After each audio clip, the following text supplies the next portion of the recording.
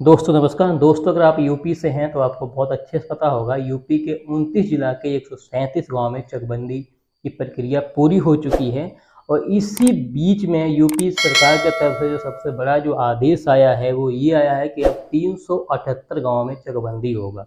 तो चकबंदी से संबंधित कुछ लोगों के सवाल होते हैं, कुछ लोगों के दिमाग में सवाल आते हैं कि आखिर चकबंदी से किसानों को क्या फ़ायदा होगा और चकबंदी के दौरान जो लोग सरकारी ज़मीन पे कब्जा कर रखे हैं या अतिक्रमण कर रखे हैं, क्या सरकार उस ज़मीन को खाली करवा देगी।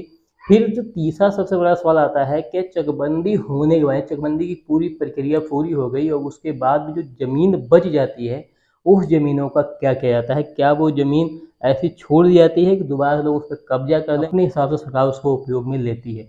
तो इन सभी सवालों का जवाब आपको इस वीडियो में मिलने वाला है। बस आप इस वीडियो के अंत तक बने रहिएगा। साथ ही फिर रिक्वेस्ट करूँगा, चैनल पर नए हैं चैनल को सब्सक्राइब कीजिए, बेल नोटिफिकेशन ऑन जरूर कीजिएगा। जब भी हम कोई वीडियो अपलोड करें उसका नोटिफिकेशन सबसे पहले आप तक पहुँचे, आप इस वीडियो को सबसे पहले देख सकें।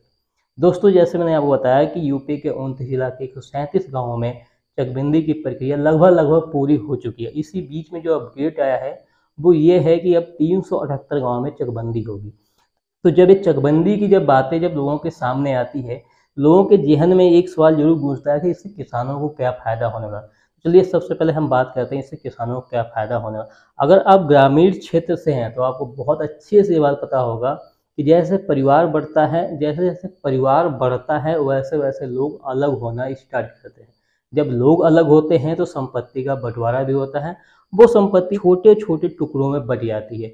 फिर उसी परिवार के कुछ लोग क्या करते हैं कि अगर उनके पास पैसा है, अगर उनका कारोबार सही है, उनके पास पैसा अच्छा है, तो वो कुछ ज़मीन लेना स्टार्ट कर देते हैं। मतलब कुछ ज़मीन उन्होंने लिया। अब पैतृक संपत्ति तो उनकी जो थी, जो पैतृक जो ज़मीन थी वो थोड़ी-सी बची है एक साइड में और फिर उन्होंने ज़मीन लिया, मतलब दोनों ज़मीन दूर-दूर हो गई। इसमें जो होता है खेती करने में काफ़ी परेशानी, मतलब कुल मिला के यहाँ पे बात ये है कि किसान जो होते हैं अगर इनकी ज़मीन थोड़ी-थोड़ी कई जगह पे है तो खेती करने में काफ़ी परेशानी होती है।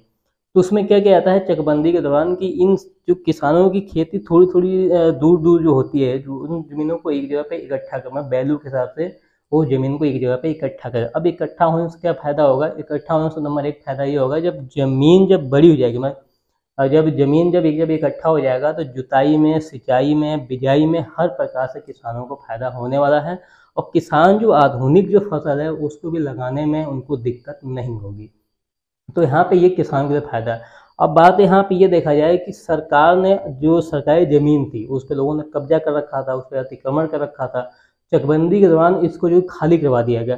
जब खाली करा दिया गया, चकबंदी की पूरी प्रक्रिया जब पूरी हो चुकी है और जब ये ज़मीनें बच जाती हैं तो इस ज़मीनों में क्या होता है, क्या दोबारा से फिर उस पे कोई व्यक्ति कब्जा कर लेगा या नहीं करेगा?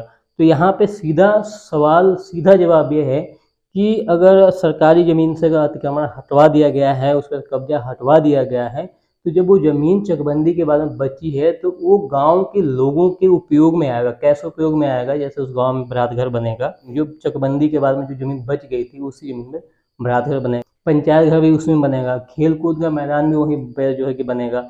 अगर ज़्यादा ही ज़मीन बच गई है तो फिर वहाँ पे चारागाह भी बन सकता है।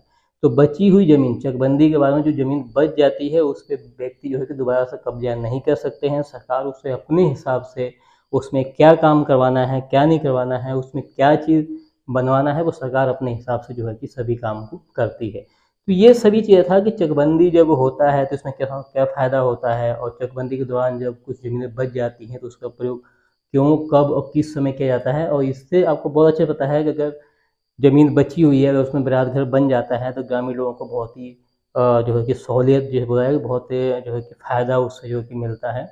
और अगर जो वहाँ पंचायत भवन भी बनता है उससे भी बहुत फ़ायदा है, खेल कूद का मैदान बनता है उससे भी बहुत फ़ायदा है।